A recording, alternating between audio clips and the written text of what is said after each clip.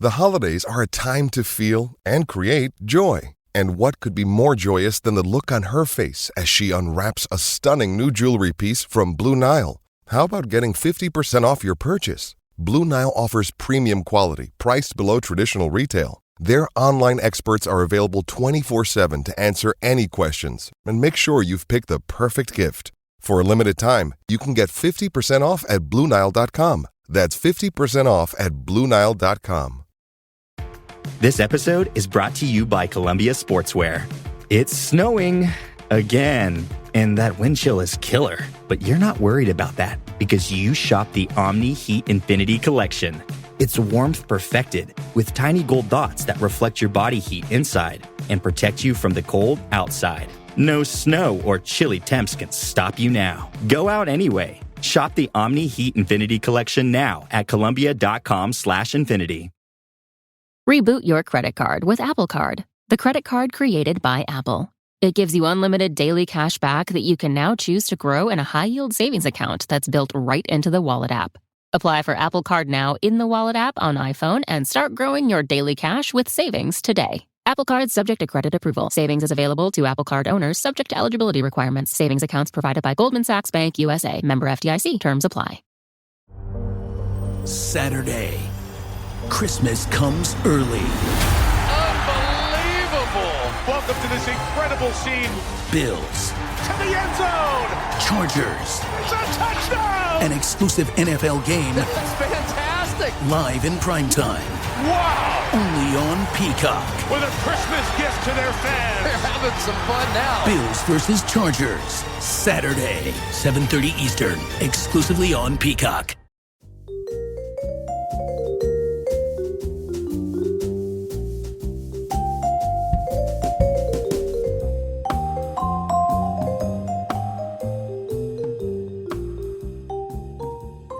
Back for another episode of Keeping Current with Kansas City. I think that I still think that's exactly what we're going with. I'm just never sure. I'm not totally confident about podcast names.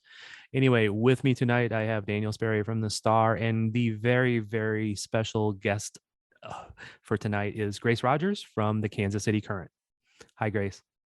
Hello. I don't know about very, very special, but I'll take it. I've known you for a while, since you were like a young teen-ish. I don't want that to sound wrong.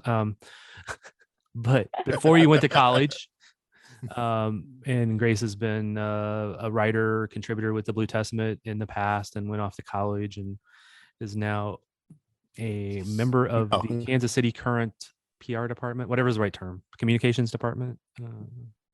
Yeah, communications, PR, whatever floats your boat. She crossed into the dark side. That's what it is. I don't like to think of it as the dark side, but yeah, no, Thad I'm sure has some stories. It's not journalism. I'm just kidding. No, I'm joking. Anything in this town is journalism. Wow. No comment. Wow. See, I'm helping you out there, Grace. I'm taking hits at the Star, right, man? All right. We're recording on Wednesday night, and after the big 3-game week last week, and before the second to last game, the penultimate match. It was an amazing run, came to the end last week. From your perspective, Grace, I mean, how much fun was it? And what was like the proud moments? What was inside the team going like, wow, this is awesome? Yeah, I mean, it was an incredible unbeaten streak. We were super pleased with the whole thing, and it's hard to be upset when the team keeps winning or doesn't lose in the case of some of the draws. But I think at a certain point, you just start crossing your fingers because it feels too good to be true. Anytime you ask any of the players about it, they would say that they don't think about it. But I can say the front office, we absolutely think about it.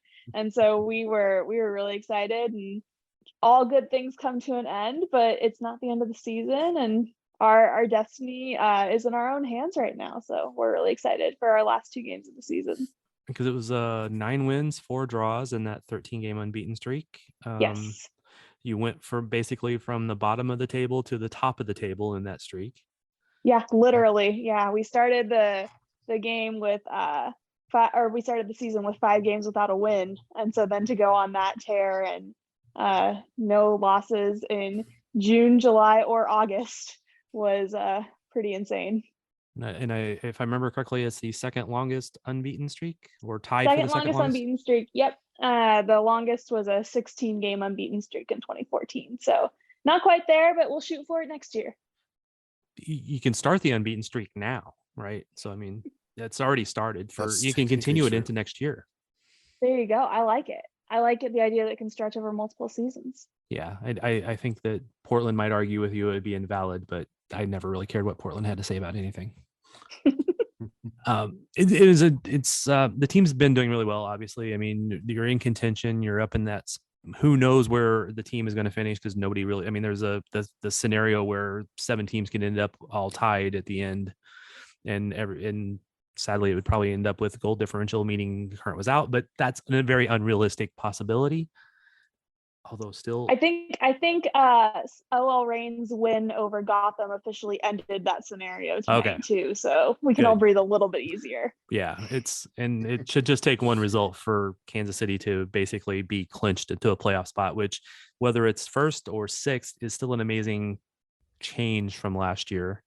From your perspective, what do you think has been different? And then I'm going to ask Daniel the same question.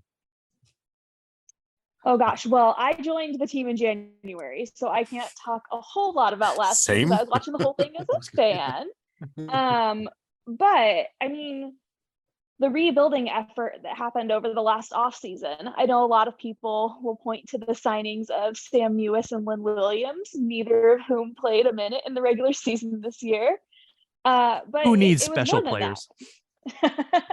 Well, we've got some other pretty special players, but it was a bigger effort than just adding new players. It was creating a team culture and finding people on the technical side and the front office side who believed in the current and what we wanted to play for, and believed that we could set and attain a goal of making the playoffs this year.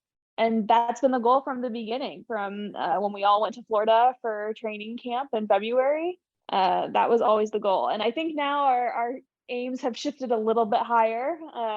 There's a lot of rumblings about, wanting to host a playoff game, wanting to win the Shield. But at the end of the day, we feel great about the progress that we made. And I can't say enough about everybody involved, from the technical staff to our GM, Cammie Levin-Ashton, to everybody new who's joined the front office, even since I've joined there. And I know you did not cover the team last year, Daniel, but just having researched, what have you seen as the difference? So I think it's a lot of off the field things that have made a difference, because despite the acquisitions of Lynn and Sam, we've mentioned they didn't play a minute. I really think that there's something to the fact that this roster was given a coach who's done a good job coaching. I think he has done a really good job of making the sum of the parts of everything there really, really good. And I also think there has to be something said for the steps that players have taken. Like Haley Mace has turned into a literal national team fullback.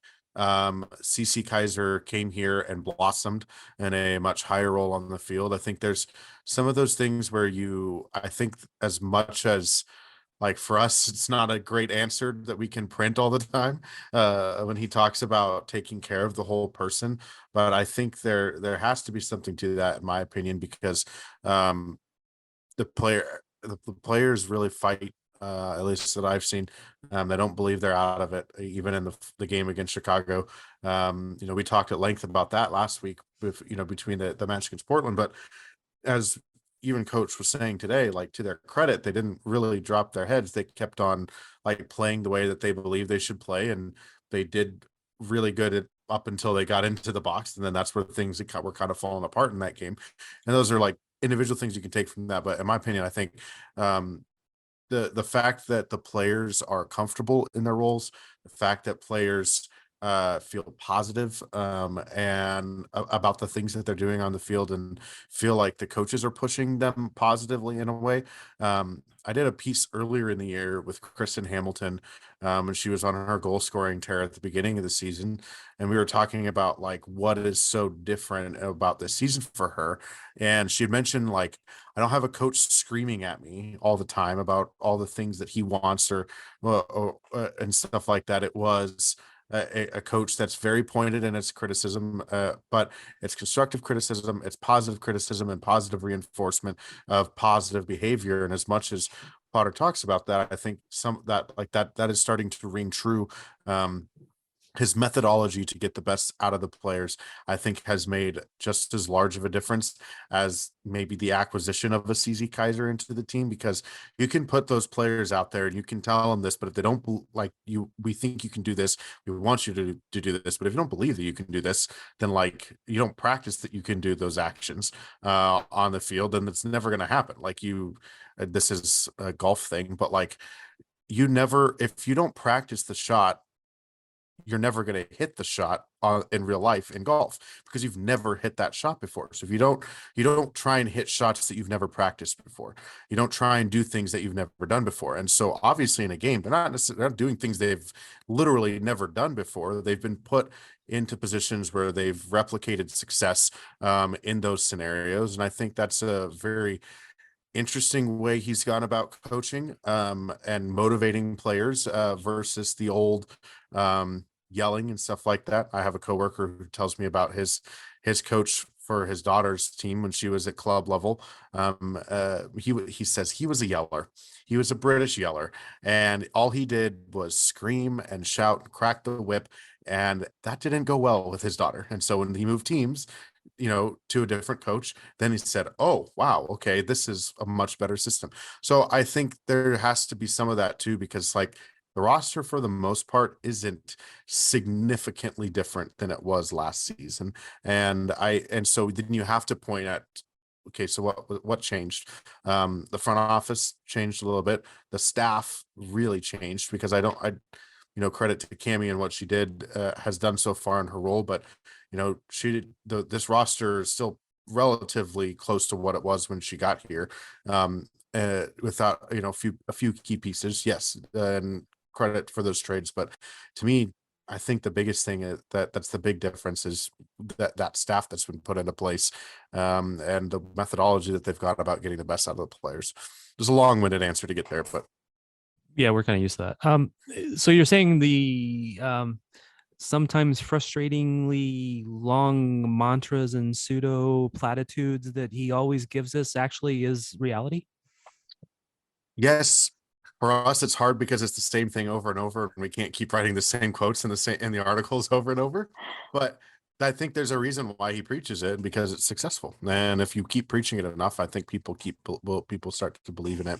And I think the article we did on him, ahead of the game against Portland, and on him kind of, I guess, in a way pushing him into the coach of the year conversation, but at the same time just kind of highlighting everything he's done as a coach so far. Kristen Edmonds was talking about like, you don't believe it until you actually get through and a match and start playing games. And that first preseason match, they walloped Washington like 6-0, and it was the oh crap moment of like, okay, this is legitimate, we're on the right path here, and that's when they really started to believe in everything that he was preaching. So a method to the madness.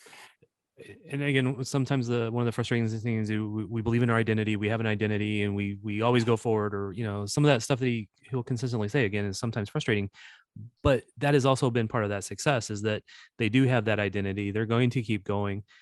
In the Chicago game when they lost 4-0, they probably could have stopped the bleeding at 2-0, but that would have meant them changing their identity. They kept going, and they believed that they might be able to pull it off when it was 1-0, 2-0, 3-0, and make that comeback. Ultimately, they gave up 4, and that goal differential is still horrendous. So, but anyway, it's just been part of how that's went for them. but then this last match, they were down 1-0 very late to give up a 85th minute, 86th minute, or 88th minute goal, whatever that was. And then 85th minute. Yeah. And then they come back and score one in stoppage time. And they believe that they will win. That's part of that identity. And I mean, I know they always preach that this. chant in here. Huh? Don't bring the chant. Don't bring the chant in here. It's the I believe chant. Oh, no. Man. I don't do chants. I mean, from inside, you got to see that that's just the way it is, right, Grace? Oh yeah, absolutely. And everything both of you said makes total sense and it's one of those things where the first time you hear somebody say, we're going to get 1% better every day, you go, oh, okay, sure. Like, yeah, that's what we want to do. But then the more you hear it and the more that it's actually the case where everybody is trying 1% harder every day and everybody is really committed to hey, we might not make leaps and bounds of improvements every single day, but we can get 1% better. You start to buy into it. And I think that Coach Potter has done an incredible job of building a culture on this team. And when he talks about building the team's identity, he's being 100% genuine. I think that was really his top priority on the team. And it reflects on the field and it reflects in the office and the way that the players get along and the way that everybody walks into work with a smile on their face every day. You can't really ask for more than that, other than winning games, which it's also led to that. Yep. And in fairness, as frustrating as some of his answers have been this year, I'm sure it's been just as frustrating for him, us asking the same questions, trying to look for a different answer. True. How can we ask this question 5 different ways and see what different answer we're gonna get? Oh, yes. And it has loosened up a bit, so it has. Probably in the third year we'll get completely anyway. All right, 2 games left for the Current, and one this weekend against it's Washington, right? And then away at 4. Yep. Washington. I go to hell. He's making fun of my Missouri accent, and I'm okay with it. All right, playing the Spirit this weekend, and then away at Louisville. Spirit is not very good. Louisville is not very good. I know you can't say that we're going to beat them, but how do you feel about the chances here for the Current to finish out successfully? I mean, I would obviously love to see the team win out. I think that we can do it. I mean, the crowds at Children's Mercy Park this year have been incredible, and we're really hoping for a huge crowd on Sunday for our last regular season game. It keeps slowly growing, right? It does, yeah. We did. We surpassed our 10,000 mark in that game against Angel City, and ever since then, we've been up in the high 8,000s. We had 9,200 at our game last weekend, which was great. That beat the San Diego, because previously San Diego was the high. The San Diego home game, and then Angel City beat it at 10K plus. Right. And then this one beat that San Diego game, correct? Right. So second all-time attendance. Yep, you got it. For the Current. So we were super happy with that and hoping we can even beat that one again this Sunday. But yeah, I feel great about the rest of the season. It's a little nerve-wracking when you're on the comm side of things to see how tight the table is, and I've gotten a lot of practice doing math on what the possible scenarios are and what it takes for us to clinch. But we're in a win and we're in scenario. There was a weird scenario tonight where if 2 teams lost, we could clinch, and North Carolina, managed to get the win over Orlando, so that scenario is no more. I don't know about get the win. It was more like beat the brakes off of Orlando there. It was a pretty convincing win. But so our fate's in our hands, and we'll take it on Sunday. So yeah, if anybody's listening and hasn't made it out to a game yet, might be your last chance, or hopefully we'll be hosting a playoff game. Well, hopefully somebody's listening. Otherwise, why are we doing this? All right. In fairness, I just like to talk soccer, and I like to talk to people that I like. So you guys are both in that category, even though I will give Daniel a lot of crap once in a while. Barely. Well, back at you. I feel like our lingering around after open training speaks to that. Yeah. All right, so just some of the weirdness, because NWSL is just one of the weird. I mean, it's like National Weird Soccer League, I think. There's just I like that. so many oddities about how this, how many weird results and weird things happen. So, like one of the things, like the Current being at the top of the table with, a negative goal differential. It's like, how does that happen, right?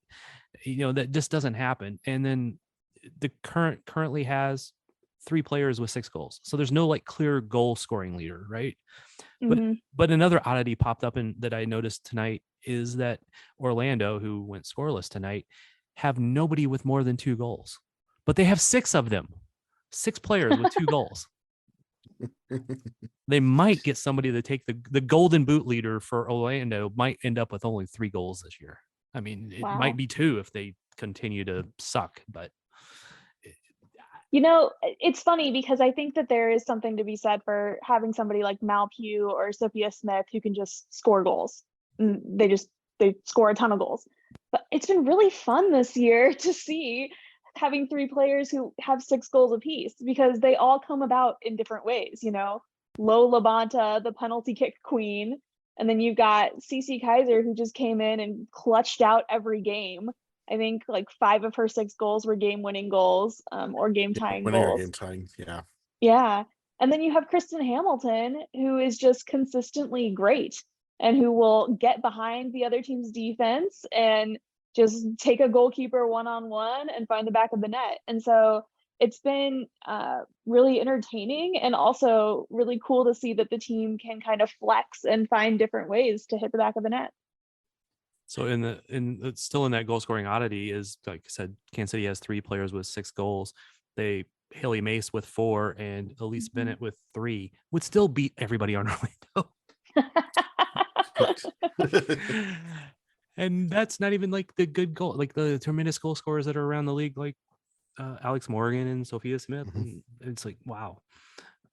Again, just the oddities. And you mentioned Hamilton a minute ago. She is actually like my favorite player on the team. Okay, I can't usually play favorites and all that stuff, but I'm gonna admit she is my favorite player on the team. Just the way she plays, always going at it, coming up clutch sometimes, and she's like my favorite. I don't know if it'd be fair to ask you this question, Grace, but if you want to answer, you can. But I'm gonna ask it to Daniel. Which player do you like really like go? Okay, I'm really glad this player's on the team. Ooh.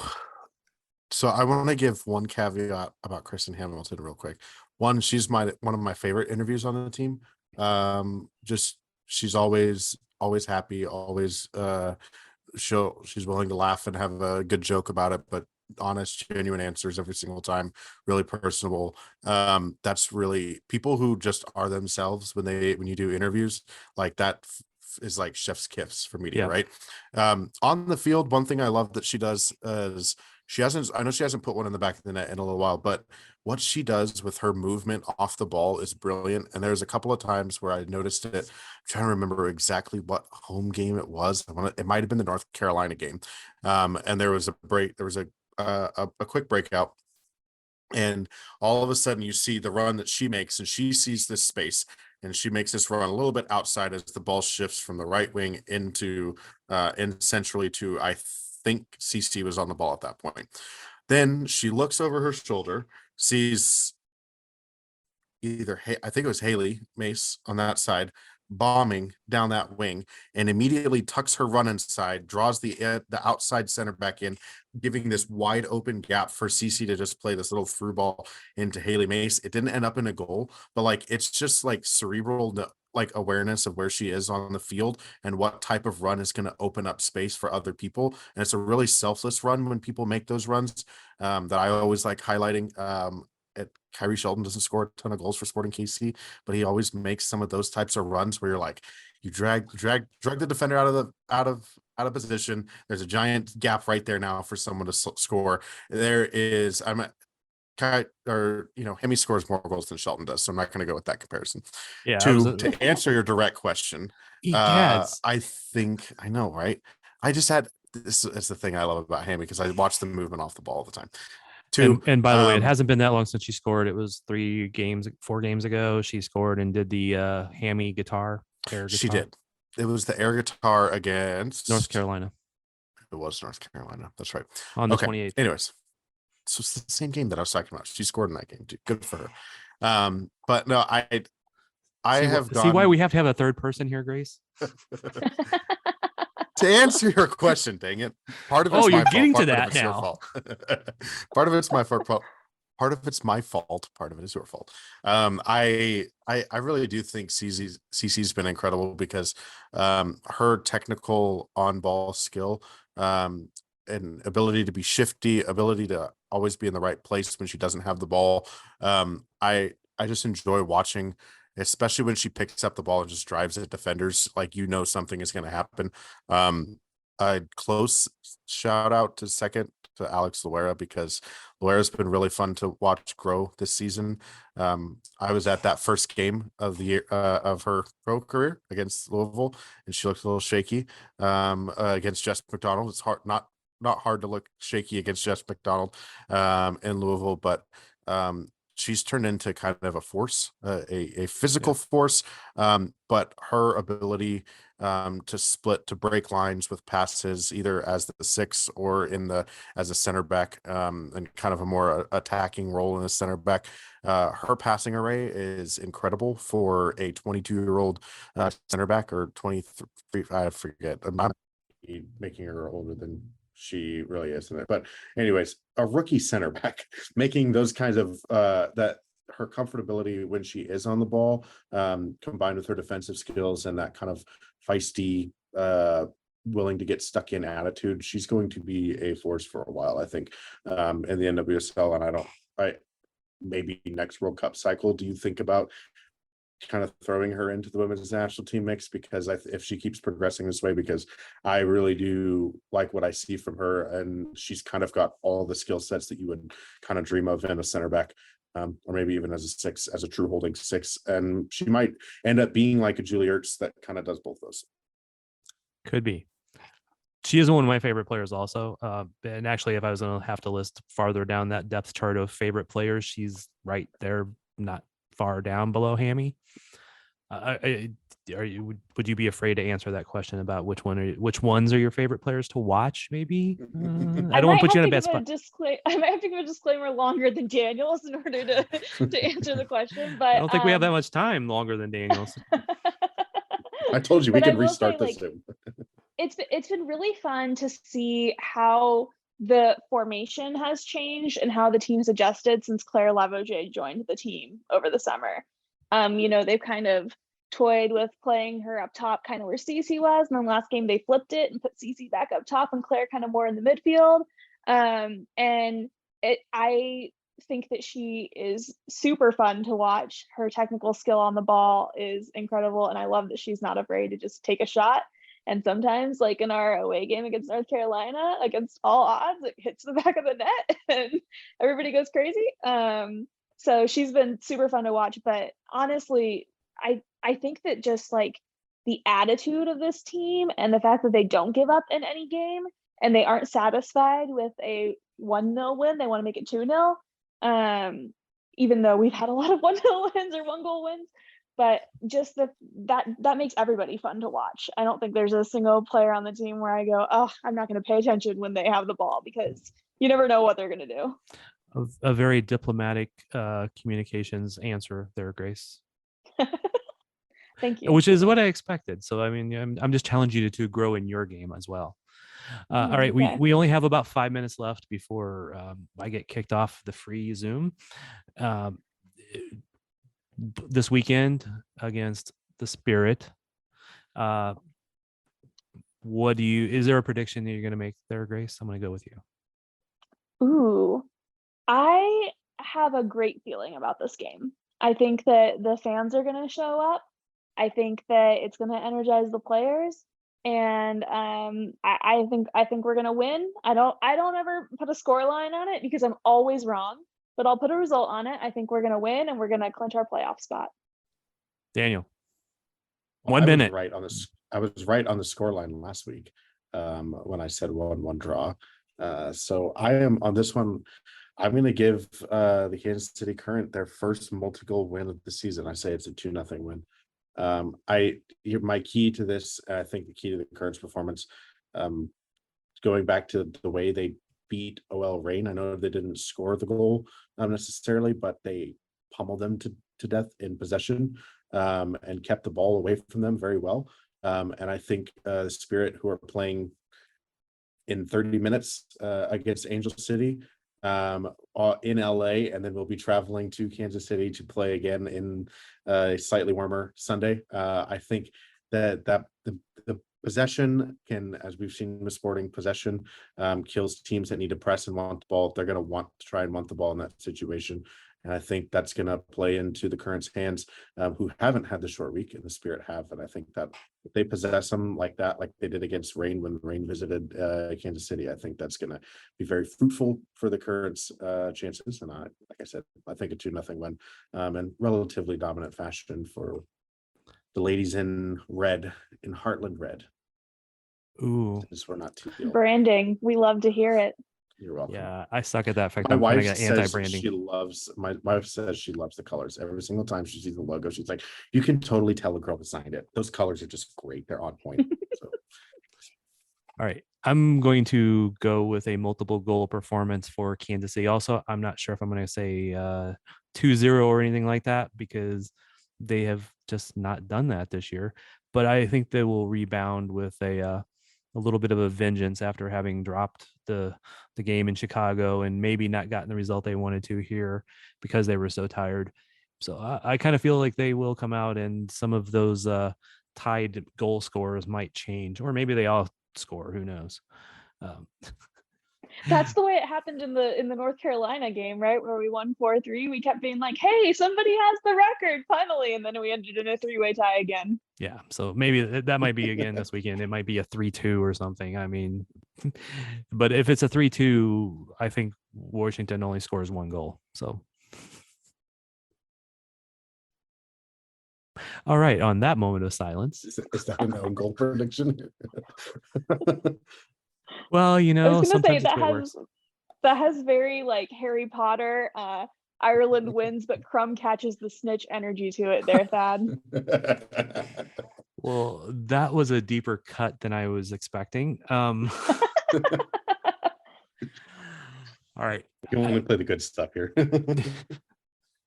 I'll have to go verify your facts there, Grace, and look that up. No, I trust you. All right.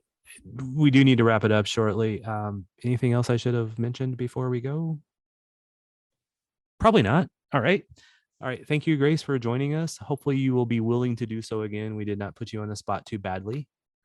Anytime. I'm always happy to hang out with you guys. And thank you. Next time it's through the ringer. Oh boy, this was the beginner's luck episode. Yeah, this was the nice. You should have been here earlier, Daniel. We were like, I got to see your cats and hear the history of their names, and we might cover that in the next episode with Grace. All I have is a cool new golf club I bought. Sorry, no cats. My child is in bed. I have nothing else to show off. See if you join us all the Nothing time. else Grace. to bring to show and tell. Okay, if Grace joins us all the time, we can like just call it Keeping Current with Grace. Ooh, has a nice ring to it. We'll have to see. It actually kind of does. All right. Thank you both for joining. I will hopefully get this posted out there soon, and farewell.